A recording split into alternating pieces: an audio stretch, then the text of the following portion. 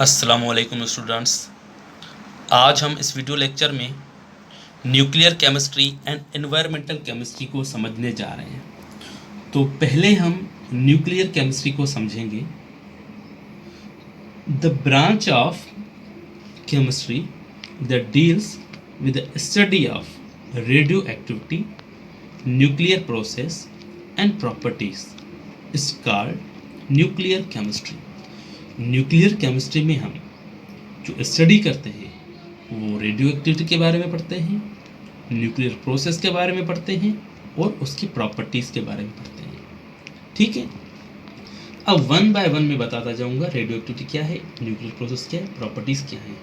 तो radio activity एक ऐसा प्रोसेस होता है जिस प्रोसेस के ज़रिए हम किसी भी एलिमेंट से रेज को निकाल सकते हैं, यानी कि वो प्रोसेस जिनमें रेजेस निकलें उस प्रोसेस को बोलते हैं रेडियो एक्टिविटी।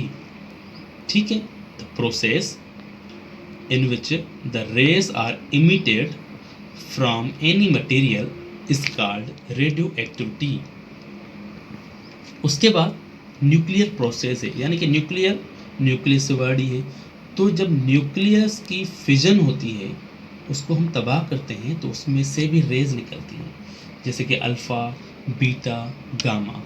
ठीक है, तो वो जो रेज होता है, वो जो प्रोसेस होता है वो न्यूक्लियर प्रोसेस होता है। अब ये जो अल्फ़ा, बीटा, गामा रेज आ गई हैं, निकल के इमिट हो गई हैं, तो उनकी अब प्रॉपर्टीज़ पढ़ेंगे, उनकी खुसूसियात पढ़ेंगे, यानी कि ये प्रॉपर्टीज़।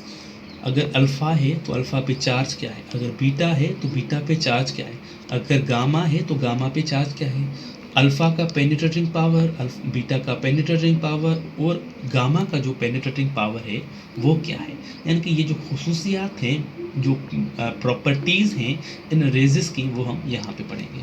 तो हम radio activity, nuclear process, properties की जो हम स्टडी करते हैं वो किस में करते हैं, न्यूक्लियर केमिस्ट्री में। अब इनकी एप्लीकेशंस, फर्स्ट नंबर पे हमारे पास है रेडियो थेरेपी, सेकेंड नंबर पे हमारे पास है प्रिजर्वेशन ऑफ फूड। तो रेडियो थेरेपी में हम कैंसर का इलाज करते हैं, जैसे कि जो कैंसर के मरीज़ होते हैं उसके बाद कैंसर के जर्म्स होते हैं उनमें, तो उनको डेड करने के लिए, उनको मारने के लिए हम रेडियो थेरेपी प्रोसेस यूज़ करते हैं। उसके बाद प्रिजर्वेशन ऑफ फूड। अब प्रिजर्वेशन ऑफ फूड भी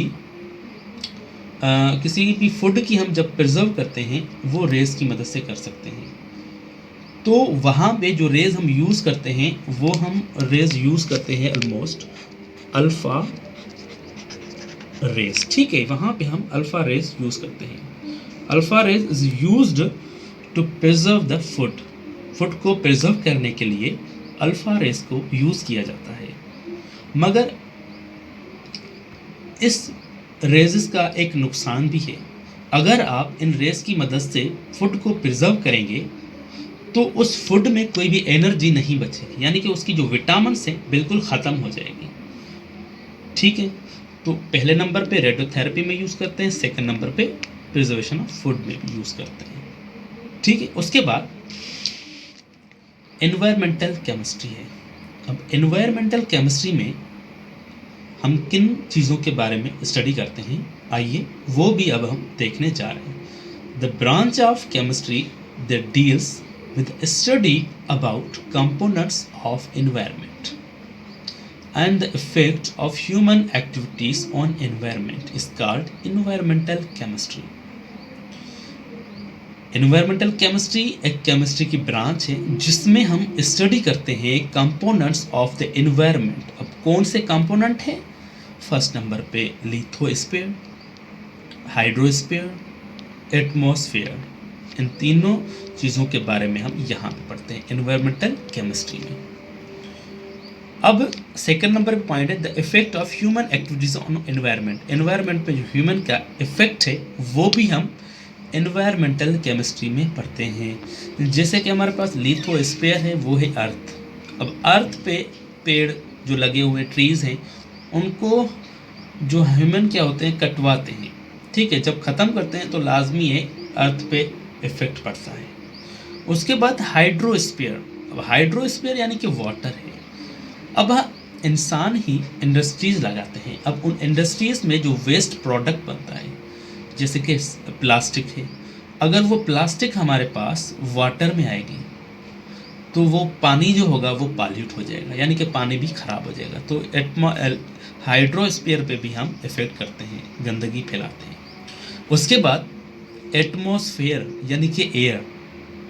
अब एयर में भी इंडस्ट्रीज़ का जो गैस है, हार्मफुल जो गैसेज़ हैं, वो हमारे पास एनवायरनमेंट में फैल जाते हैं। फिर क्या होता है, हमारे पास एटमॉस्फेयर बिल्कुल पॉल्यूटेड हो जाता है, ख़राब हो जाता है। तो component of environment and human activities on environment की जो हम स्टडी करते हैं वो एनवायरमेंटल केमिस्ट्री में करते हैं। ठीक है।